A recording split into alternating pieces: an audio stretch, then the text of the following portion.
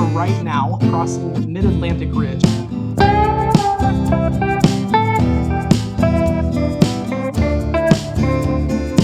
Early on in Royal Caribbean's start, there was a major company who tried to buy them out. And the company that tried to buy them out was Carnival Cruise Line.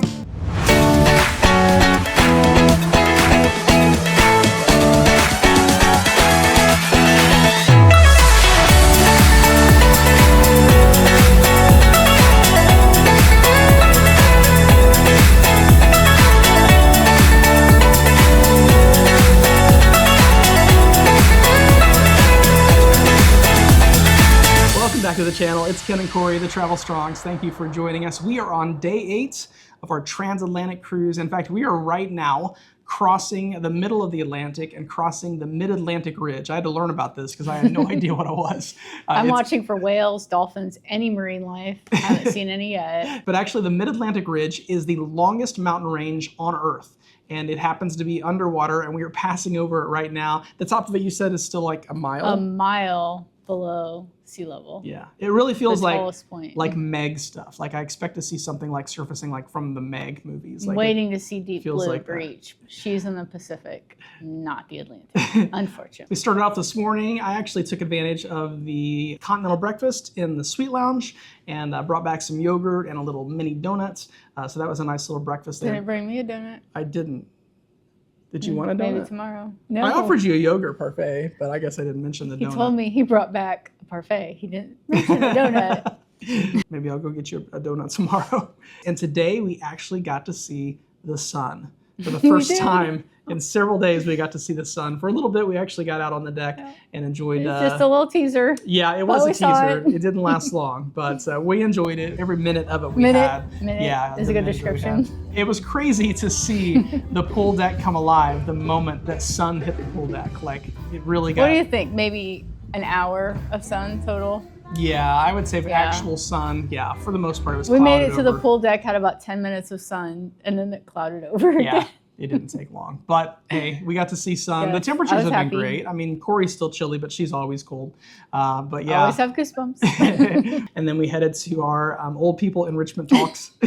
I know, it makes me feel so old to be on a cruise ship going to enrichment talks, but they've actually been extremely informative and really entertaining. And fun. Yeah, both of the guys have been great. So after our talks, we decided to come back and do lunch in the Coastal Kitchen. So we grabbed some lunch there. And you had what today? The Maine lobster salad. Oh, it's so good. The lobster was good. I had a bite of the lobster only. I might have had 2 of them. It was really good. And then the sun was coming out, so that's when we hit the pool deck and got our reading in. We talked yesterday about reading in kind of our downtime here on board. We really never discussed what we were reading. I am reading a book. Well, you talk about your book first. No. Well, I brought 3 books, but right now I'm reading The Club by Ellery Lloyd.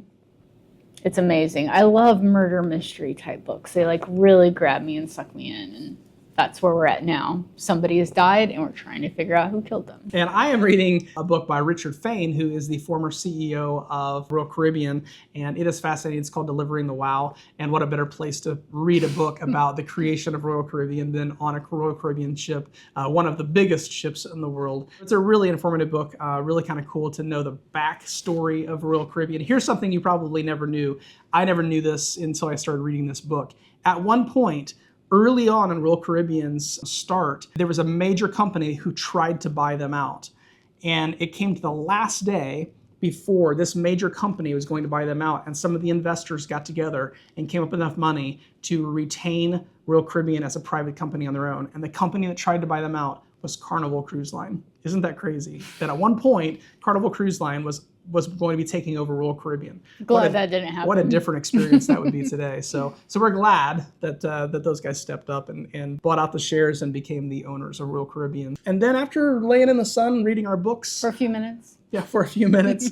We came back and I went ahead and hit the running track for a bit just to get a little bit of a workout in. And you did some more reading, yeah. Mm-hmm. And then we headed to dinner. Tonight's dinner, we decided to try something different. We went to the Solarium Bistro. They do have an evening dinner there. First time we've been there in a long time, and they've kind of changed it up.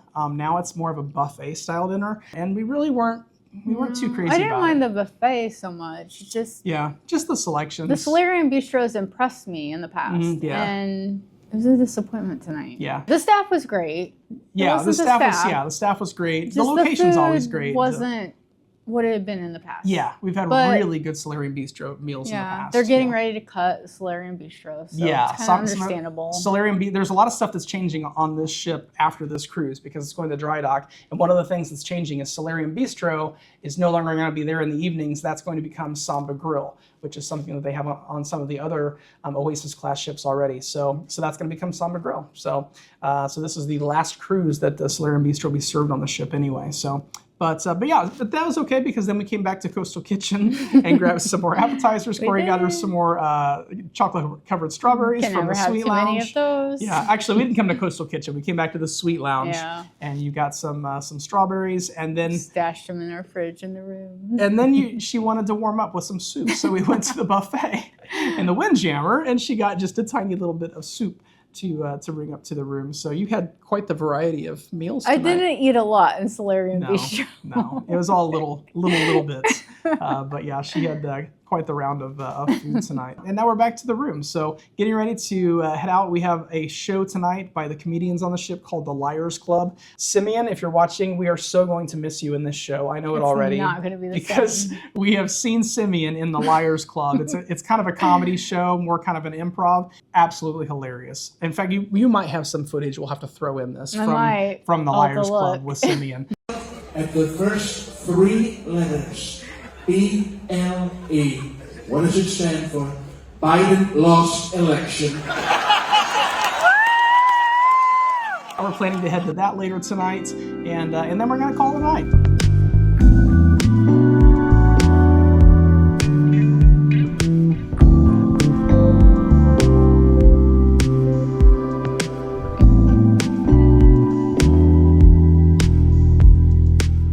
All right, that pretty much wraps it up for today. Thanks so much for joining us. We really appreciate you coming along. As always, if you have questions we can answer for you about us, about Royal Caribbean, about ocean cruising, please put those below. We would love to fill those questions for you. Until next time, be kind to one another, eat dessert first, and travel strong.